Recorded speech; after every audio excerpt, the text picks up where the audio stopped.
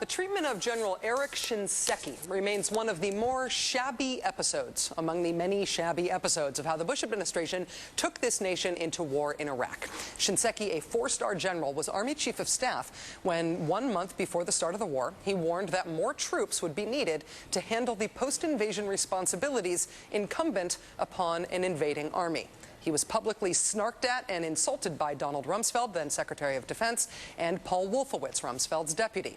Shinseki, a decorated Vietnam veteran, retired later that year. As we learned long ago, General Shinseki was right, and the Rumsfeld fight light crowd was wrong, tragically wrong. Of course, President Bush takes credit now for his surge strategy late in the game, which of course meant more troops. He should have called it the Shinseki was right all along strategy. So it was a particularly satisfying statement when President-elect Barack Obama announced yesterday that he has chosen retired General Eric Shinseki to head the Department of Veterans Affairs. The appointment is as strong a poke in the eye of the Bush administration as Obama has yet made with one of his appointments. And Shinseki will be a welcome soldier's voice in charge of the treatment of our nation's veterans.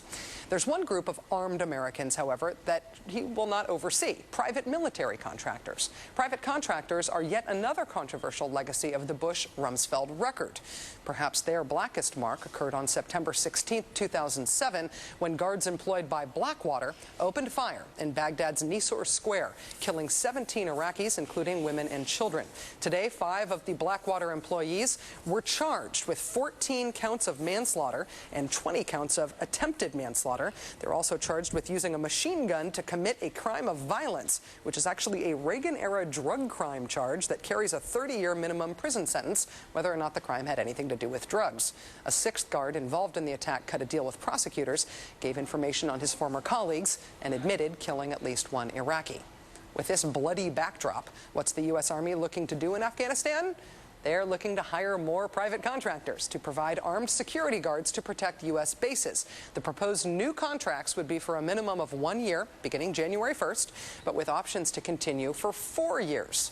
Because apparently we're going to be in Afghanistan until the end of time.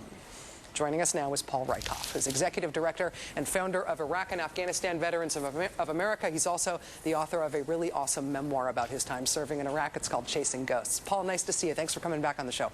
Good to be with you, Rachel. My pleasure. You called Obama's pick of General Shinseki to lead the VA a bold choice. Why is it a bold choice? Well, it really came out of left field. I don't think anybody was predicting that this move was going to happen. Shinseki's a guy that's been really laying low for the last few years, hasn't made many public statements, but he does have tremendous respect throughout the military and veterans community. He's a decorated Vietnam vet. He actually lost part of his foot while he was serving in Vietnam. He's a West Point grad, a 4-star general who used to be the Chief of Staff for the Army. So he's a real big gun, and he has a chance to really institute some massive reforms at the VA that are badly needed right now. Politically, the big impact of General Shinseki's choice is that he does represent a real distinct thumb-in-the-eye break with the Rumsfeld era. Obviously, Rumsfeld's at defense and he's at VA, but still. What do you make of how General Shinseki became Rumsfeld's nemesis, how he was treated by the Bush administration? Well, I think now, you said it earlier, it's widely accepted that that he was right and Rumsfeld was wrong. So this definitely is a thumb in the eye for President Bush, for Secretary Rumsfeld. It really sent a dangerous message early on in the war that if you buck the administration, if you go against Rumsfeld, it's going to cost your career. And that reverberated throughout the senior general corps. So this is redemption for General Shinseki. It's not quite making Mayor Ray Nagin the head of FEMA, but it is a thumb in the eye for the folks of the Bush administration. I think now it's important for Shinseki to put that behind him so he doesn't politicize the VA in a way that would be damaging. Well, what was interesting, after that whole kerfuffle about troop numbers and after the public humiliation that he got from Rumsfeld and Wolfowitz, he did not stay in the political front lines. He chose not to join retired generals, for example, who'd called for Rumsfeld's resignation. He's been, as you say, he's been sort of low profile all this time. Do you worry that he's so low profile that he may not be able to maintain the public persona necessary to really lead a huge bureaucracy toward the big new obstacles it needs to get through at the VA? It's definitely a concern. I mean, the VA is in very rough shape. This is a massive, massive challenge. I mean, the VA system is kind of like the government's version of the big 3 automakers. I mean, they're behind the times. They haven't been receptive to the needs of their customers. They haven't been innovative. They haven't experimented with new technology. The VA needs a massive overhaul, so we can't middle around the edges here. Shinseki needs to come out strong. He needs to come out bold. He needs to bring in a Iraq and Afghanistan vets, folks like Tammy Duckworth and others who understand our issues and really bring the VA into the next century. Paul, let me ask you about these Blackwater arrests today.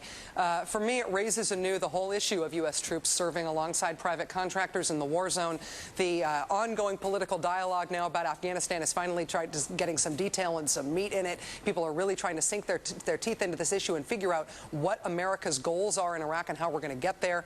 Do you think that this incredible reliance on private contractors, specifically I'm thinking about private security contractors, the guys with guns, is that something that should end with the Rumsfeld era? I hope it does. I mean, it's a dangerous and unprecedented level of involvement that we've had contractors this deeply involved in our combat operations in Iraq and Afghanistan and throughout the world. But we're kind of addicted to contractors at this point. They've always been a stopgap measure between the number of troops we have and the number of troops we need. So I hope we can wean ourselves away from them. I think it's bad for the military. I think it's bad for civilians. It's bad for America. And it's also bad for the troops on the ground. We've always been resistant to having contractors doing essentially the same jobs that our military personnel have been doing, but sometimes for six-figure money. So it's a real competitive dynamic there that doesn't sit well with most of our active-duty troops serving in the war zone. So I think it's a bad way to go, and I think it does need to end. Paul, one last question. Among the community of Iraq and Afghanistan vets, and you at IAVA have done more than anybody else I know to foster a community among vets, when people think about the prospect of additional tours of duty, going back to Afghanistan, we now have a new report out today that says the Taliban has a semi-permanent presence, at least, in 72% of Afghanistan. That's up from 50-something% just a year ago. Are people thinking about Afghanistan as a long-term commitment, or is this the sort of thing that people would like to wrap up, people who are actually going to be serving on the front lines would like to wrap up in short order, if that's possible? You know, I think we'd like to wrap it up in short order, but we're also preparing for the worst. You've got more than 500,000 troops that have done more than one tour since 9/11. So the military community is used to these unprecedented demands and this very fast operational tempo. So you've got folks who are doing third, fourth, even fifth tours. There was an Army Ranger who was killed on his fifth tour this year. So our families are kind of bracing for it. We need to figure out a way to give them more dwell time, to give them more reset time, and to better support their families. But as usual, the military is kind of preparing for the worst. Yeah, watch for, in terms of new legislation, watch for that dwell time bill that Jim Webb almost got passed, trying again with this new Congress. Paul Rieckhoff, nice to see you, Paul. Thanks for joining us. You too, Rachel. Thank you. Paul is Executive Director and founder of Iraq and Afghanistan Veterans of America. They're online at IAVA.org.